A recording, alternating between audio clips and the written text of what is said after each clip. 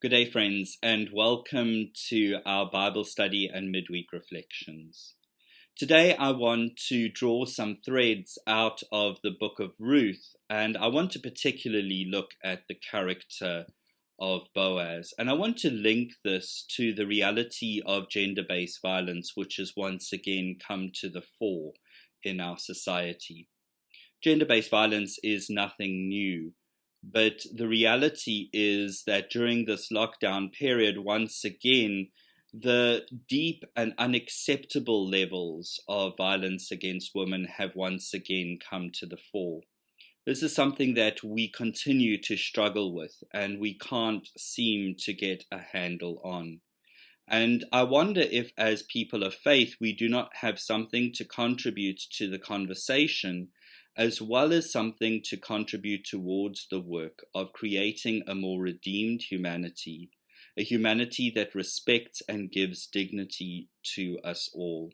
And I wonder if there are not questions we need to ask about the ways in which sometimes we can, through what we do or through what we do not do, contribute to an environment where gender-based violence continues to be allowed to take place unchecked. And one of the things that we perhaps need to do is have some very vulnerable conversations about masculinity, because discussions around gender are not simply for women. They are conversations that men need to have as well. The situation we find ourselves in is the result of a long history of patriarchy in society. And it's out of this context of patriarchy that the scriptures emerge.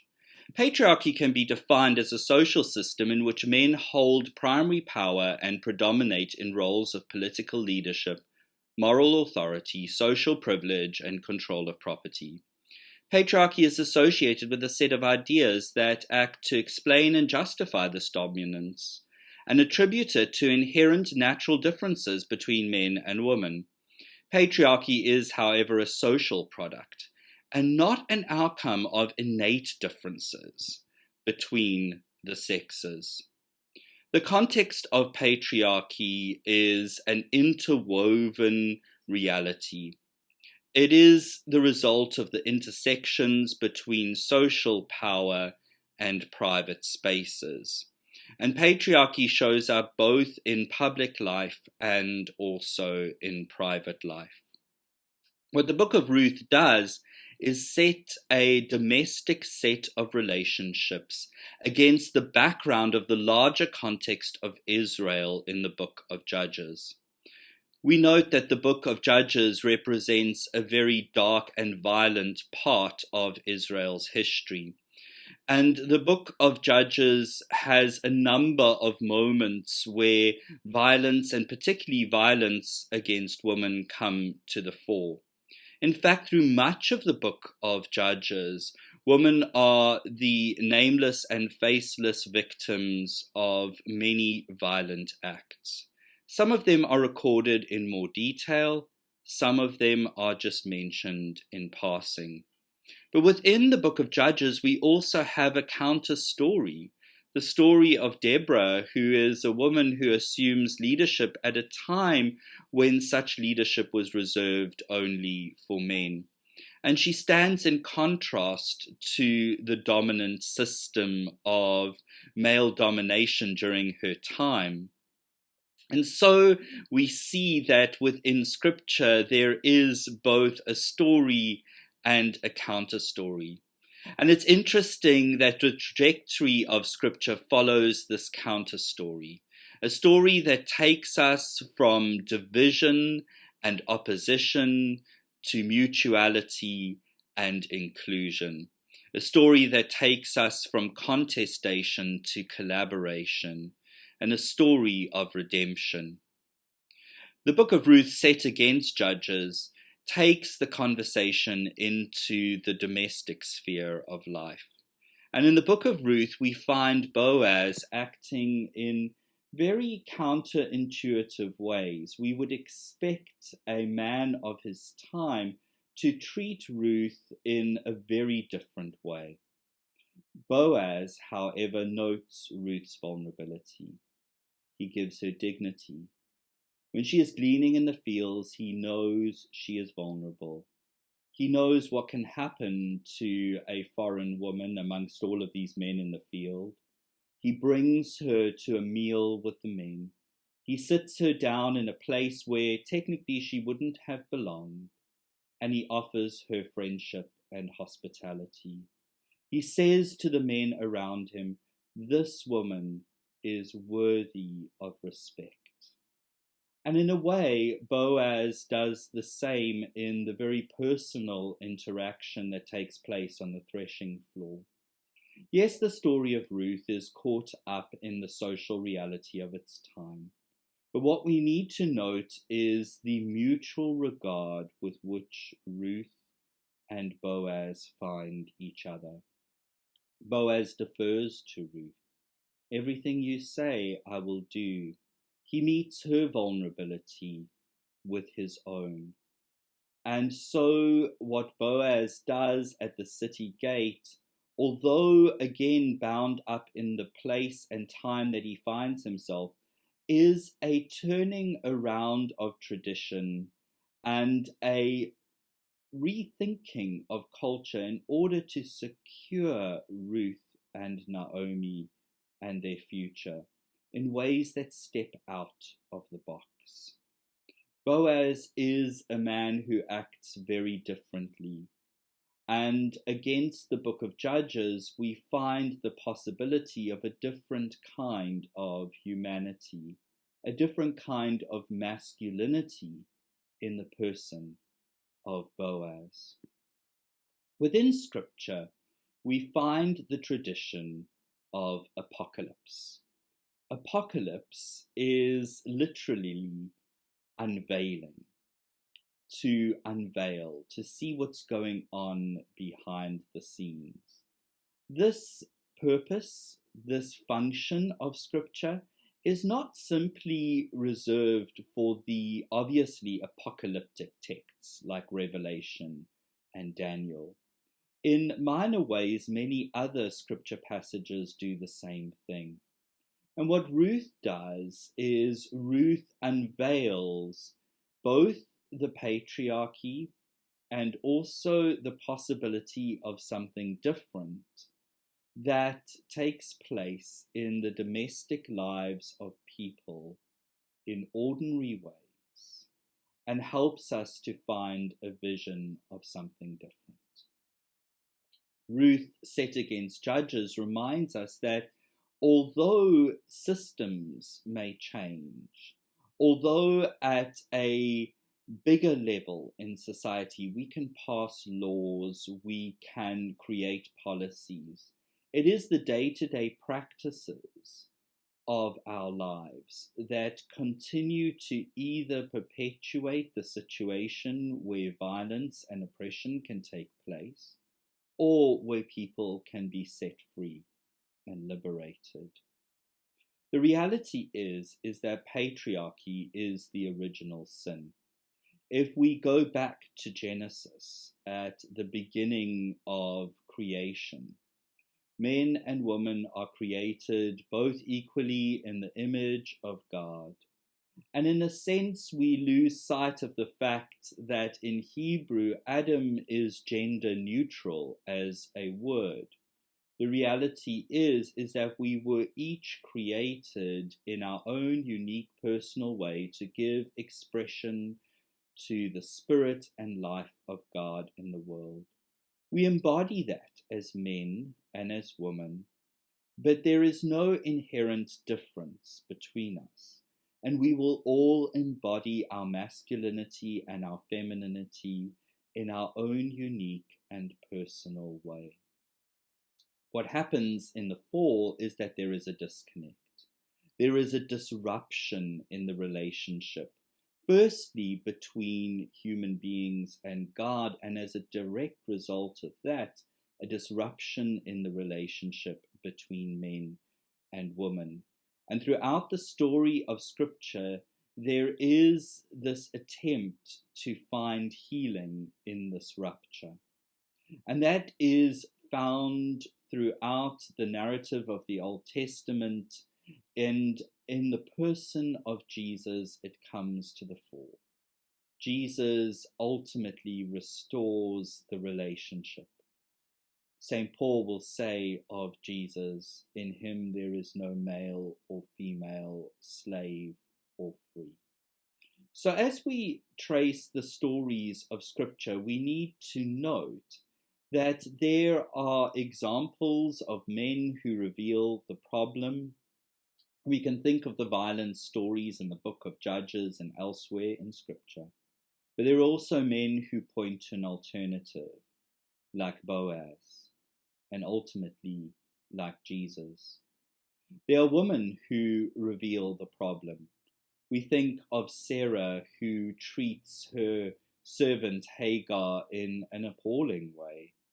And then there are also women who point to an alternative, like Ruth, who steps out of the box that is given to her and takes her own agency to secure not only her future but Naomi's. Who else can you think of? When we read Scripture, we need to read Scripture as both revealing the problem and also revealing the possibility. And we're invited to rethink our understandings of gender. Gender is more than simply our biology. Gender also involves an inner sense of who we are, as well as the social environment that we find ourselves. The reality is that there are no fixed roles for men and for women.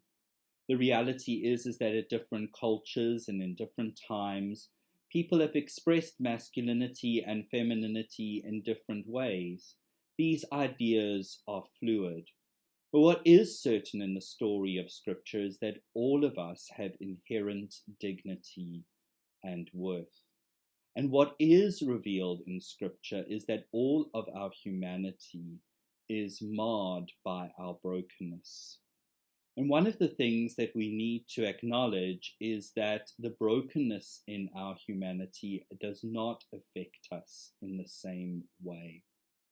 And in reality, because of the differences in historical power that different groups have had, some are able to inflict more harm on others. And particularly in our society, we're seeing the way in which men are able to inflict incredible harm on women. The reality is that men have had a position of social privilege, and we can't get away from this. In many ways, society has favored men and given men breaks that women have not had. And in reality, things do need to shift and change. We need to re-understand who we are and how we can exist together to give one another dignity. And in order for that to happen, as men, we need to have difficult conversations about who we are and how we understand ourselves. Why do we need to talk about masculinity? Well, globally, every minute a man dies by suicide. And in South Africa, 75% of the suicides are men. Men are more at risk statistically for addiction than women, and they are most often the instigators of violence. These realities point to the fact that we have a problem. There is a crisis in our masculinity. Why are we struggling so much?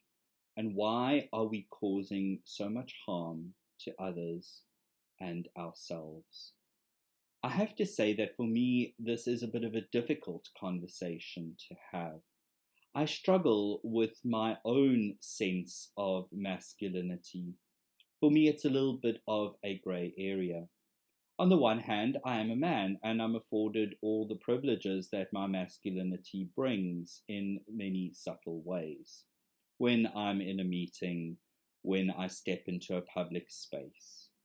Being a man somehow makes me able to have a freedom about my life that many women do not experience.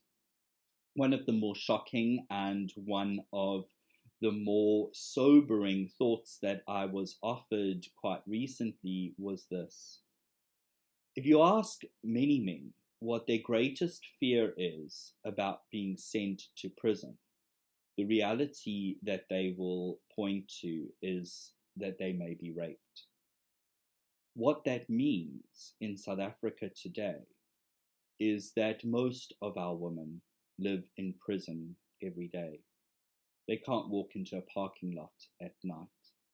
When they step out of their house, at the back of their mind is always the question, will I be safe where I'm going? And that's something that we need to reflect on quite deeply. For me, I also recognize that as a queer person, throughout my life's journey, men have not been a safe space for me.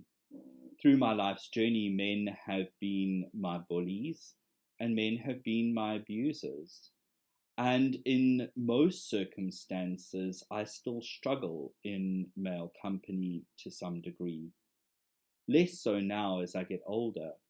But for much of my life, men have not been a safe space for me, emotionally, and sometimes not physically.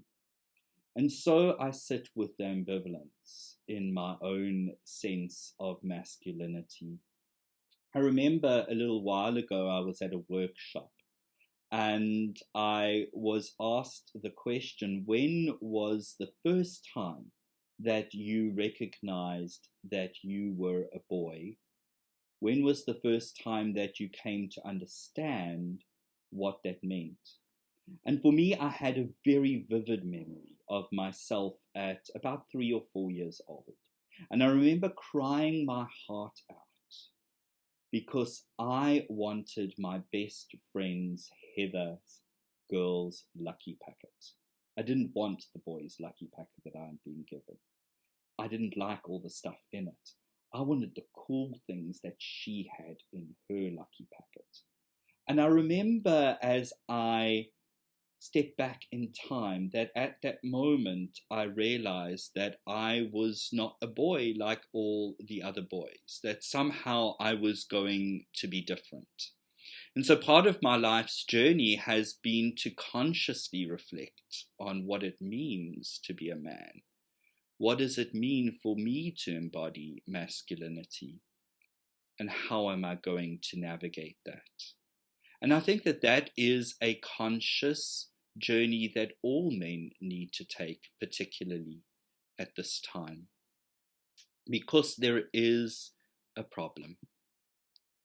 Toxic masculinity is a term that is used to describe the ways in which our sense of being male and the way in which we enact our maleness can be destructive. The term toxic masculinity does not refer to masculinity inherently being bad or there being anything wrong with being a man. Quite the opposite. The term toxic masculinity refers to the way in which men behave, often when they are out of touch with their true feelings and are unable to process them in a healthy manner. The term toxic masculinity is the abbreviated way of speaking about the parts of male culture that prevent men from forming deep connections with others. Toxic masculinity refers to the behaviors created by a number of generations of conditioning. And so here's some questions to ask. If you're a man, you can ask them of yourself and maybe men in your circle. If you're a woman, you can think about the men in your life and what answers they might give, or maybe ask some of the men in your life what they would say to these questions. So maybe you could ask how young they were when they heard for the first time, you need to man up. What do you think their answers would be? If you were to ask the men in your life how they were taught from childhood to deal with emotions like sadness or fear, what do you think their answer would be? Were they taught to deal with these emotions at all? Would they tell you that they were shamed for feeling sadness, for crying, for being afraid? Terry Real, in a book called I Don't Want to Talk About It, Overcoming the Secret Legacy of Male Depression, says that it's common for wounded boys to become a wounding man, inflicting upon those closest to him the very distress he refuses to acknowledge in himself. At the heart of the struggle that we face in society is a number of generations of men who have not learned how to deal with distressing and discomforting emotions, who find it hard to lean into the discomfort of feeling sometimes inadequate, sometimes not in control. And most often, when we struggle to lean into this kind of discomfort, we find a way of deflecting it in destructive ways. Things are shifting now, but the damage has been done to so many men. We cannot go back and repair the past, but we can begin now to change our current reality. Nariah Waheed has this beautiful quote that I thought is worth sharing. He says, "There have been so many times I have seen a man waiting to weep, but instead beat his heart until it was unconscious." In her book, Daring Greatly, the sociologist Dr. Brené Brown describes toxic masculinity as a wooden shipping crate, a firm set of rules that men aren't allowed to break out of without being perceived as weak. She then describes a moment when one of her male students stood up in the class and spoke about this reality. He said, "You really only have 3 choices. You spend your whole life fighting to get out, throwing punches at the side of the box and hoping it will break. You're always angry, you're always swinging. Or you just give up. You don't really give up about anything. Or you just stay high so that you really don't notice how unbearable it is." Brené Brown goes on to look at the way in which this box is destructive to me. She says, "As I look back on what I've learned about shame, gender, and worthiness, the greatest lesson is this. If we are going to find our way out of shame and back to each other, vulnerability is the path, and courage is the light. To set down those lists of what we're supposed to do in order to be a man is brave. To love ourselves and support each other in the process of becoming real is perhaps the greatest single act of daring greatly. Shame is the most powerful master emotion. It's the fear that we're not good enough. For men, it's the fear of not being wealthy enough, not being tough enough, or not being smart enough. The number one shame trigger for men is being perceived as weak. Men walk a tightrope where any sign of weakness elicits shame, and so they're afraid to make themselves vulnerable for fear of looking weak. But if you can't be vulnerable, then you can't truly grow and be your best self. We need to help one another embrace our vulnerability and walk across the tightrope and not push one another off. There's some words that Brené Brown offers us that can help us. Connection. Connection is the energy created between people when they feel seen, heard, and valued, when they can give and receive without judgment. Belonging. Belonging is the innate human desire to be part of something larger than ourselves. And because this yearning is so primal, we often try to acquire it by fitting in and by seeking approval, which are not only hollow substitutes for belonging, but often barriers to it. Because true belonging only happens when we present our authentic, imperfect selves to the world. Our sense of belonging can never be greater than our level of self-acceptance. And so maybe as a way forward, maybe on the journey towards a cure for our toxic masculinity, we need to embrace vulnerability and connection and find true belonging. All humans are wired for all emotions, regardless of gender. And in order to have emotional health, we must learn to process these emotions appropriately. As Brené Brown eloquently speaks about, the exact things that have been squashed in men from day one are the things that will likely and ultimately save them. Without vulnerability, there is no connection. And without connection, any human will turn to addiction, self-harm, and violence. And so maybe it's time. Maybe it's time to make the moves out of shame. To, as men, give voice to our fears, our sorrows, and our needs. And to meet one another with compassion. To meet in particular the men who are making these courageous steps with love and understanding. Perhaps it's time to teach our sons that true courage and true masculinity come from honoring, accepting, and feeling the feelings that we can be frightened of. Maybe we need to give ourselves, our friends, our husbands, our boyfriends, our sons, and our fathers a safe space to do this. And maybe it's time to teach our sons that their worth lies not in what they can achieve in money, fame, looks, or sex, but their kindness, their gentleness, and their positive influence.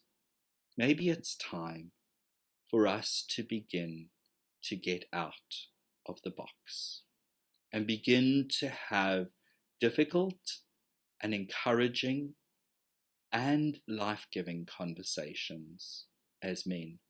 I think this is something that is sorely needed.